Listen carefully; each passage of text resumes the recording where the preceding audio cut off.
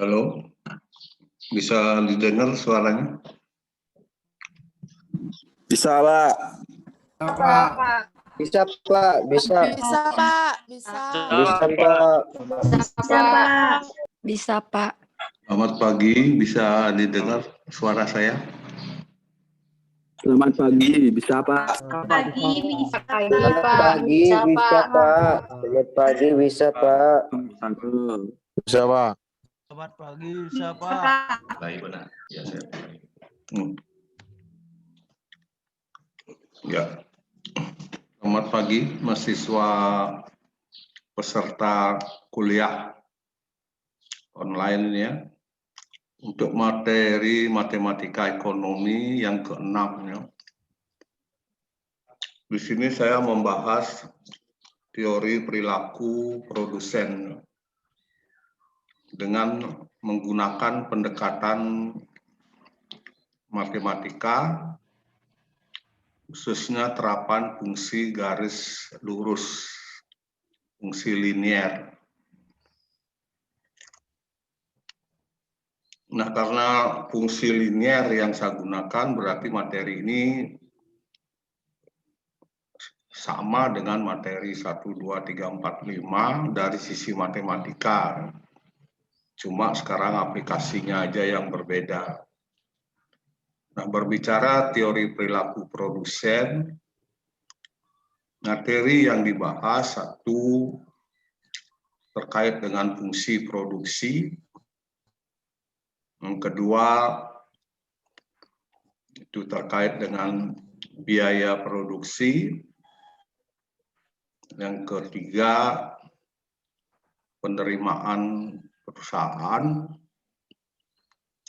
kemudian yang keempat laba perusahaan, dan kelima itu analisis titik impas atau break even dari sebuah perusahaan. Nah, kelima materi itu secara matematik masih menggunakan itu fungsi linier, fungsi garis lurus. Nah, saya ingatkan fungsi linier yang saya maksud itu bentuknya seperti ini. Nah, khusus untuk fungsi produksi itu persamaannya Q sama dengan A plus BL. Jadi pembahasannya disesuaikan dengan materinya. Notasinya disesuaikan dengan materinya. Jadi secara garis lurus Q sama dengan A plus BL. Q itu jumlah produksi total, L itu jumlah input yang digunakan. Saya pilih di sini inputnya adalah tenaga kerja, labor. Jadi L saya pakai labor, tenaga kerja yang digunakan dalam proses produksi. Nah, kalau kita bicara fungsi produksi, itu kita melihat hubungan antara input dan output. Input yang dimaksud di sini adalah tenaga kerja yang digunakan perusahaan dalam satu kali proses produksi. Sedangkan outputnya adalah jumlah produksi total dengan notasi Q. Nah, kalau konteksnya kita bicara fungsi produksi, itu dipengaruhi oleh fungsi produksi total dipengaruhi oleh jumlah tenaga kerja yang digunakan. Jadi kalau berproduksi itu pasti ada input yang digunakan. Kalau tidak ada input, ya tidak ada produksi. Sehingga kalau L-nya 0 misalnya, kalau kita coba dengan angka, Q pasti 0 ya. Oleh karena itulah persamaan produksi total Q ini selalu dimulai dari titik nol. Jadi kita menggambarnya selalu mulai dari titik nol.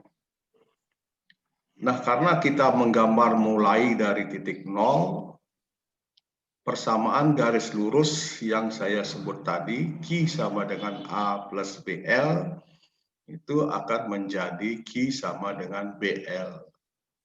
Jadi A-nya itu hilang jadinya. Karena kurva dari produksi total itu harus dimulai dari titik nol. Artinya ada input yang digunakan, ada output yang dihasilkan. Jadi kalau tidak ada input, tidak ada produksi. Berarti kalau perusahaan tidak berproduksi, tapi tidak menggunakan input tenaga kerja. Khususnya yang saya bicarakan di sini, hanya menggunakan satu variabel bebas. Walaupun sesungguhnya fungsi produksi itu dipengaruhi oleh banyak input, antara lain tenaga kerja, modal, tanah, tempat usaha itu, dan skill. Itu secara garis besarnya itu ada dalam teori ekonomi mikro. Enggak. Nah, dengan melihat fungsi ini, Q sama dengan BL, maka kurva yang ditampilkan itu kurva produksi total mulai dari titik nol dengan arah positif. Jadi arahnya itu positif.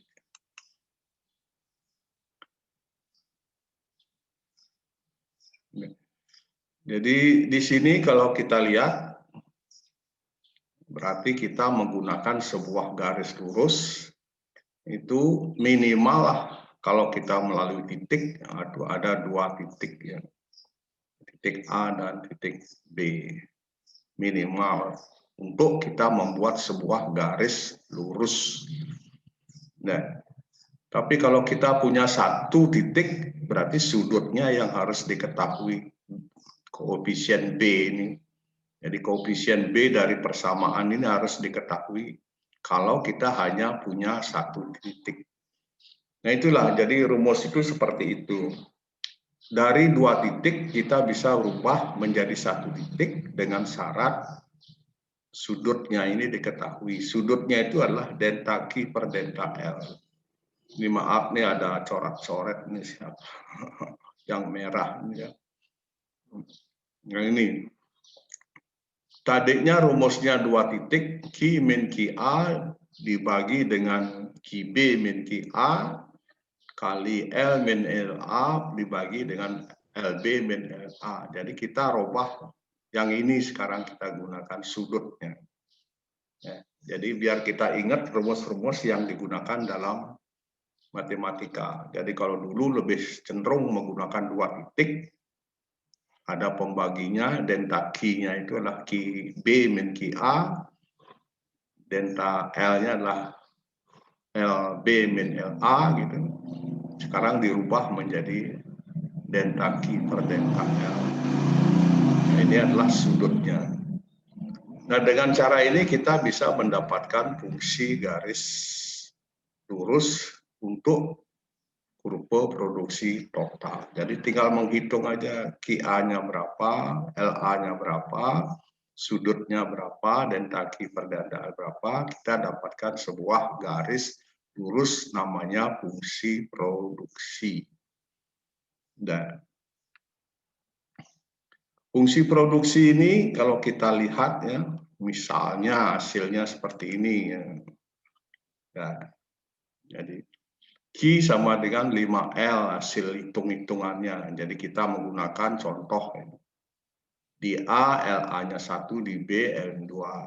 Q-nya 5 dan ya, silahkan Anda baca nanti ya. Nah, setelah kita ganti QA, LA, MPL itu sudutnya, perbandingannya ini, kita ganti, itu hasilnya adalah seperti ini. 5L, Q sama dengan 5L. Artinya apa? Jadi tenaga kerja itu mempengaruhi produksi total besarannya sekitar 5. Jadi 5 ini menunjukkan perubahan dari produksi total akibat penggunaan 1 unit tenaga kerja. Jadi angka inilah yang mempengaruhi sebesar 5. Jadi kalau L ditambah 1 orang, tenaga kerja ditambah 1 orang, itu akan menyebabkan ada pertambahan produksi sebesar 5. Nah ini kalau dalam satuannya kita coba, kalau L-nya 7 misalnya, ya tinggal kalikan 7. Berarti untuk memproduksi produksi total kita butuhkan 35 unit. Ya, jadi kita akan mendapatkan produksi 30 unit. Nah, itu batasan secara umum fungsi produksi. Nah, kita lanjutkan ke biaya. Ini waktunya terbatas sekali ya. Untuk melakukan produksi, kegiatan produksi, proses produksi perlu biaya. Namanya biaya produksi. Nah, dalam teori ekonomi itu ada yang namanya biaya total. Jadi seluruh biaya yang dikeluarkan untuk kegiatan proses produksi. Dan kemudian ada namanya biaya tetap dan ada biaya variabel. Nah, nampaknya untuk biaya total yang saya simbolkan dengan C ini, atau kadang-kadang digunakan TC, ya, itu nampaknya merupakan penjumlahan dari biaya variabel. Jadi B kali Q itu adalah biaya variabel, sedangkan A itu adalah biaya tetap, fixed cost. Jadi biaya total itu merupakan penjumlahan biaya tetap plus biaya variabel. Nah, nanti masing-masing kita bahas satu persatu. Sekarang saya bahas biaya totalnya aja. Nah, jadi inilah bentuk kesamaan dari biaya total, itu biaya tetap ditambah biaya variabel. Nah, notasinya macam-macam di buku ya. Ada buku mengatakan begini, TFC plus TPC, ada yang nulis FC. Nah, secara matematik ditulis A plus BQ. Jadi maksudnya itu adalah sama. Ini hanya cara penulisan masing-masing buku ya. Kalau Anda baca buku nanti banyak. Nah, khusus biaya tetap itu kita dapat gambar seperti ini. Jadi A plus BQ, A plus BQ. Jadi A itu biaya tetap, kita mulai di atas 0. Jadi A-nya ada di A ini. Jadi tingginya A inilah biaya tetap. Jadi biaya yang tetap dibayar walaupun tidak berproduksi. Jadi kita di atas 0 itu dapatkan nilai A. Yaitu namanya biaya tetap. Kemudian plus biaya variabel plus BQ, nah itu tingginya di atas biaya tetap itu tingginya itu adalah biaya variabel, sehingga kita mendapatkan kurva biaya total menggunakan persamaan C sama dengan A plus BQ. Nah, itu bisa kita terapkan dengan angka-angka. Ya, biaya totalnya 2, 5, 80. Produksinya 0, 5, 10, 15. Nah, kalau ini digambar, nah, berarti kita mulai dari angka 2, karena 2 itu pasti dia menunjukkan biaya tetap. Nah, jadi Anda lihat, kita mulai dari 2, nah, kemudian naik ke atas. Dan sehingga persamaan yang secara matematik kalau diselesaikan menggunakan data, itu kita dapatkan C sama dengan 2 plus 0,6 Q. Nah, itu kita gunakan data yang sudah ada di sini. Nah, ini artinya apa? Bahwa biaya total itu ditentukan oleh biaya tetap sebesar 2 dan biaya variabel sebesar 0,6 Q. Jadi produksilah yang mempengaruhi biaya tetap. Jadi Q ini adalah produksi total. Jadi fungsi produksi yang saya bicarakan tadi, kita dapatkan produksi total, Produksi total ini akhirnya mempengaruhi biaya total. Tapi ingat, biaya total itu adalah merupakan penjumlahan dari biaya tetap plus biaya variabel. Nah, ini dalam ekonomi mikro. Dan nah, setelah kita bisa membicarakan biaya total dengan gambarnya seperti ini, arahnya positif, kita tetap menggunakan sebuah garis lurus. Nah, selanjutnya kita bicara satu persatu tentang biaya tetap.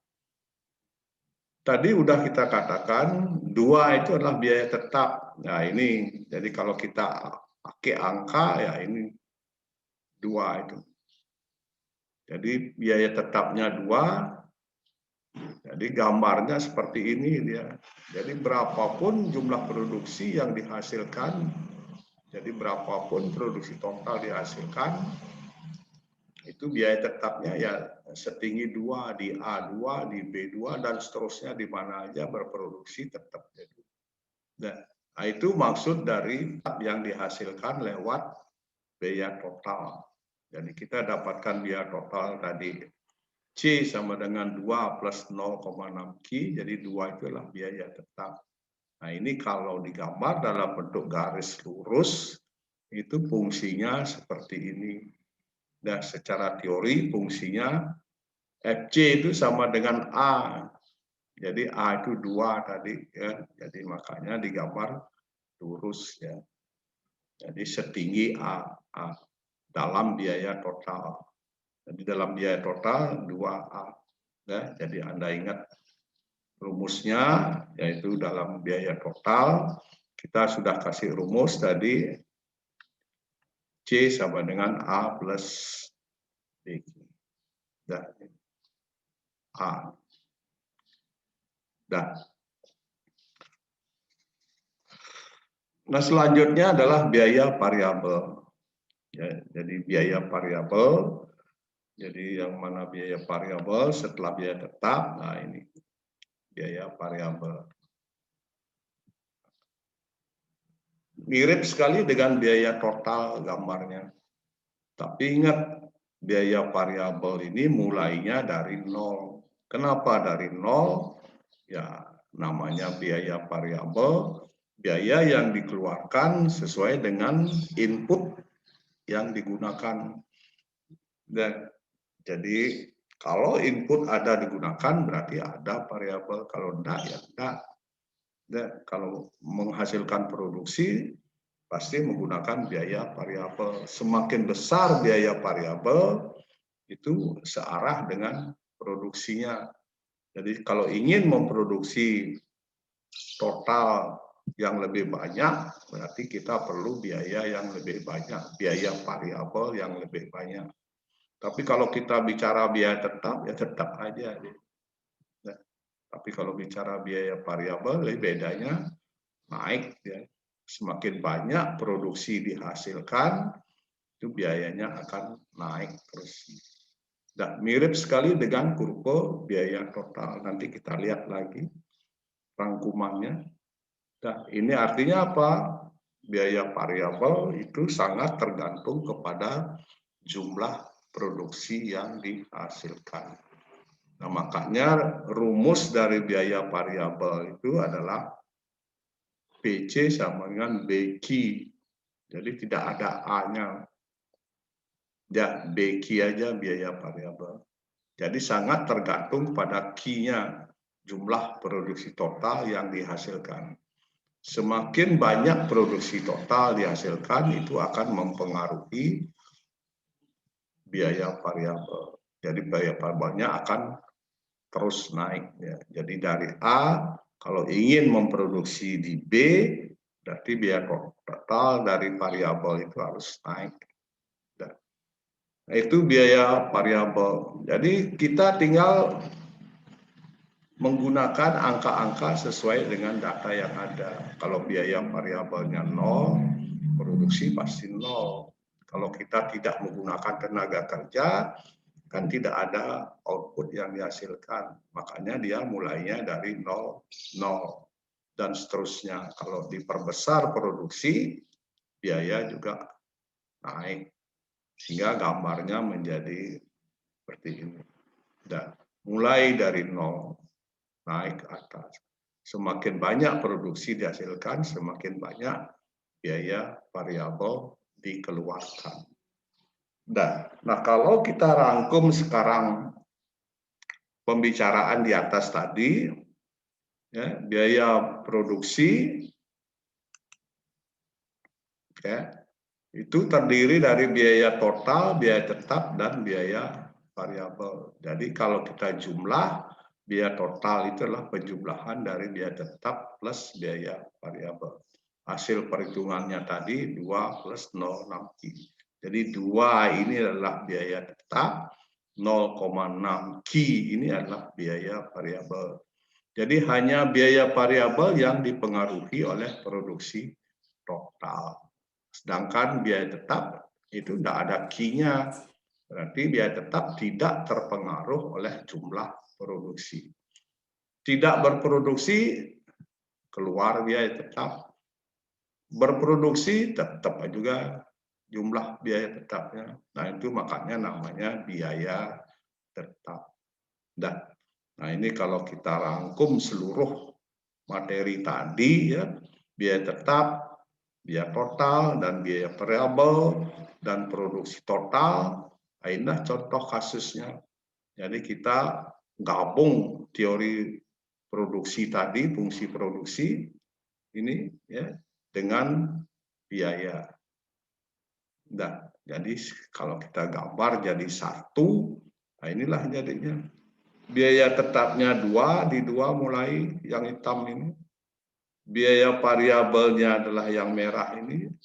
Nah, biaya total mulainya dari 2. Jadi ingat di atas 0 ya. Biaya total. Nah, tapi karena dia merupakan penjumlahan dari biaya tetap 2 plus biaya variabel 6. Nah, makanya biaya tetapnya jadi kalau di 10 ya 8. Jadi merupakan penjumlahan dari biaya tetap plus biaya variabel. Nah, inilah lengkapnya teori produksi tadi dengan teori biaya tetap dan biaya variabel. Nah, di sisi lain kita juga membicarakan perilaku produksi itu dari sisi penerimaan. Dari sisi penerimaan. Nah, itu biasa disebut dengan revenue. Nah, kemudian nanti kita bicara laba perusahaan. Kita bicara duluan penerimaan. Jadi penerimaan itu didefinisikan adalah nilai produksi, ya, itu tidak lain adalah harga kali jumlah produksi yang terjual. Jadi kalau kita berproduksi, kita jual, nilai penjualannya itulah yang disebut dengan penerimaan. Jadi hanya dari hasil penjualan produksi, bukan dari usaha-usaha di luar yang dijalankan oleh perusahaan yang sama. Bisa aja satu perusahaan di samping memproduksi suatu barang, dia juga ya beli saham misalnya dan sebagainya ya. Atau dia minjamkan uang kepada siapa, itu perusahaannya, bisa aja kan. Tapi yang dimaksud penerimaan perusahaan di sini adalah penerimaan dari hasil penjualan barang yang diproduksi. Jadi bukan dari luar kegiatan produksi. Nah, itu namanya penerimaan total. Jadi seluruh penerimaan dari hasil penjualan produksi. Ngitungnya yaitu harga kali kuantitas. Jadi sederhana ya, harga kali kuantitas. Jadi harga per unit berapa, jumlah produk yang terjual berapa, tinggal dikalikan, namanya penerimaan total, total revenue. Nah, di sini dalam teori ya, pembicaraannya itu ada 2 sebenarnya, tetapi khusus untuk garis lurus ya. Jadi kita sekarang ini masih bicara tentang fungsi garis lurus secara matematika. Nah, fungsi garis lurus dalam teori mikro khusus penerimaan total ini itu ada asumsi. Dan Itu ada asumsi yang harus diingat. Penerapan garis lurus, biar dia lurus garisnya, kita harus ada asumsi. Apa asumsinya? Itu harga barang. Harga barang itu konstan dalam satu kali penjualan proses produksi itu. Nah, jadi harga barangnya harus itu konstan ya. Kalau tidak konstan harga barangnya nanti dia tidak lurus gambarnya. Itu ada lain lagi teorinya nanti kalau kita udah bicara fungsi non garis lurus, ya, non garis lurus nanti setelah ujian semester, nah itu lain lagi teorinya. Nah sekarang saya bicara penerimaan total dengan asumsi harga barang adalah konstan tetap dia. Dan agar nanti hasilnya dia mau lurus gitu ya. Tapi jumlah barangnya tetap berubah-ubah. Jumlah barang yang terjual itu tetap berubah-ubah. Hanya harga aja yang konstan. Nah, ada lihat di sini kurva harga itu adalah P garis lurus ya, konstan harganya. Nah, ini bisa dipakai menunjukkan kurva permintaan. Nah, jadi kurva permintaan perusahaan kalau harga barangnya konstan, kurva permintaannya sama dengan kurva harga yang datar ini. Dan ini ada di teori ekonomi mikro. Jadi Anda harus belajar bersamaan dengan teori ekonomi mikro tentang permintaan barang. Dan jadi kalau kita bicara permintaan barang dengan harga tetap, maka kurvanya konstan. Ya. Ini garisnya. Dan ini kalau dihitung koefisien elastisitasnya, yaitu disebut dengan elastisitas tak terhingga, elastisitas sempurna. Jadi Anda harus ingat lagi konsep elastisitas dalam materi sebelumnya. Dan inilah yang dimaksud dengan kurva permintaan dengan konsep elastisitas sempurna. Koefisiennya itu tak terhingga. Nah, kalau kita udah tahu rumus TR adalah P kali Q, ya tinggal kita berapa jumlah barang yang terjual, itu kita catat, dan berapa harga barangnya konstan, contohnya harganya 5, 5, 5, 5, 5. Berapapun dijual barangnya, dari 0, 5, 10, sampai 25, harganya tetap. Ini yang dimaksud harga konstan. Nah, kalau kita kalikan masing-masing 0 kali 5, 5 kali 5, dan seterusnya, kita akan mendapatkan penerimaan total. Nah, kalau ingin menggambar kurva TR ini, total revenue ini ya, penerimaan total, kita tentukan 2 titik. Jadi selalu kita, kalau ingin membuat garis lurus, minimal kita harus punya 2 titik. Dan minimal. Nah ini kalau kita bikin dia melalui 2 titik ya A dan B. Titik 0 dan 0 dan titik B 75 dan 15. Ini kita dapat dari data. Kita mulai dari 0 dan 0 ya kan, titik A. Pada jumlah barang 0 harganya 5 dan nah, kita mendapatkan total revenue 0. Jadi yang kita pakai adalah 0 dan 0. Jadi hubungan antara total revenue dengan jumlah barang yang terjual. Jadi kita pakai 0 dan 0. Kemudian pada saat 15 dijual, oh penerimaan totalnya 75. Harga tetap aja 5. Jadi 15 kali 5 dapat 75 sehingga. Jadi yang kita pakai menggambar kurva total revenue, penerimaan total adalah TR dan Q, jumlah barang. Dan titik A 0 dan 0, titik B 15 dan 75. Anda lihat di sini. Nah, ini kita gambar dia di skalanya. Ya. A 00, B 15, 75. Jadi kita bisa bikin sebuah garis kurva total revenue. Ya tinggal tarik aja garis. Dan itu cara kita menemukan kurva total revenue melalui 2 titik. Dan nah kalau Anda menggunakan rumus ya tinggal TR P kali Q. Jadi fungsinya adalah TR 5Q. Harganya 5 Q.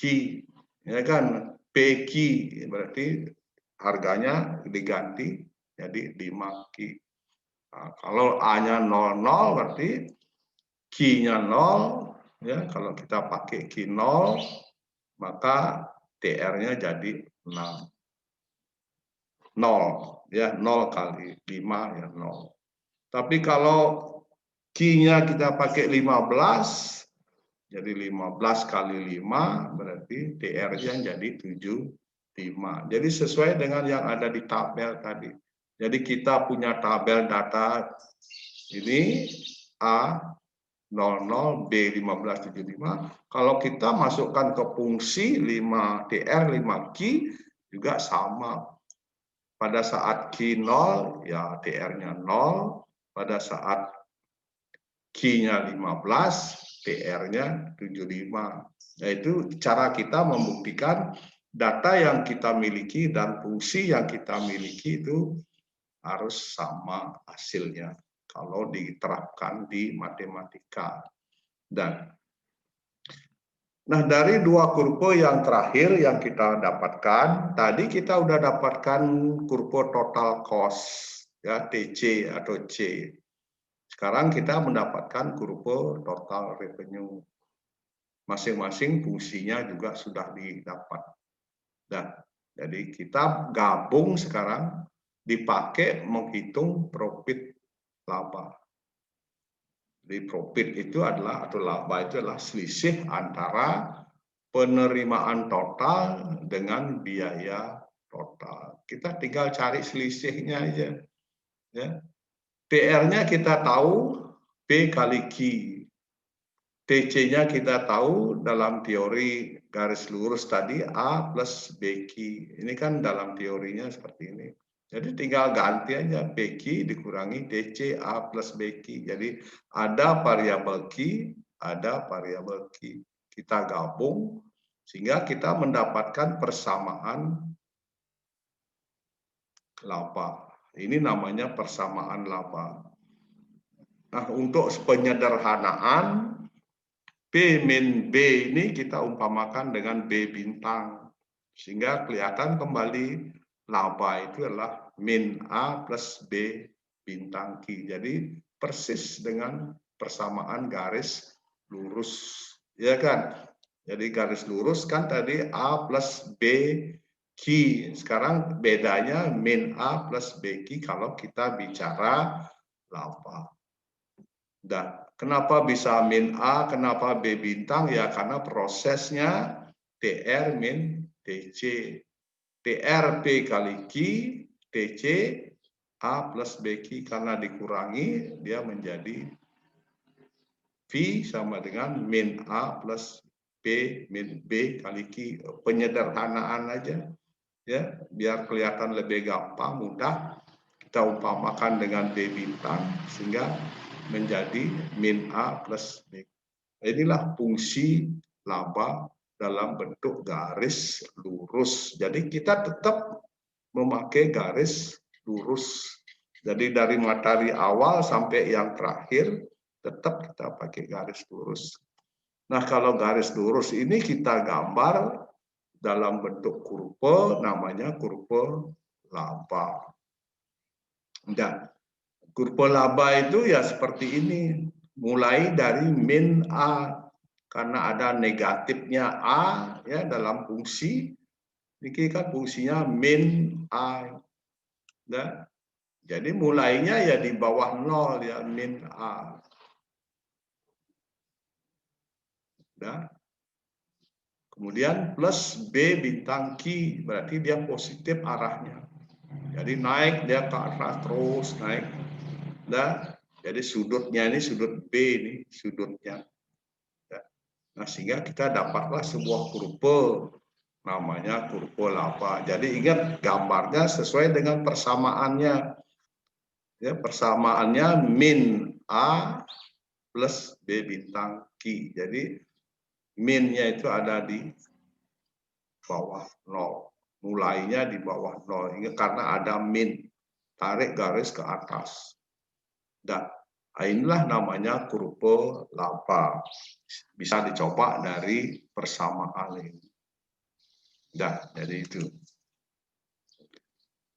Nah, melalui gambar kita bisa melihat karena ini fungsi laba, daerah di bawah 0 itu dikatakan rugi.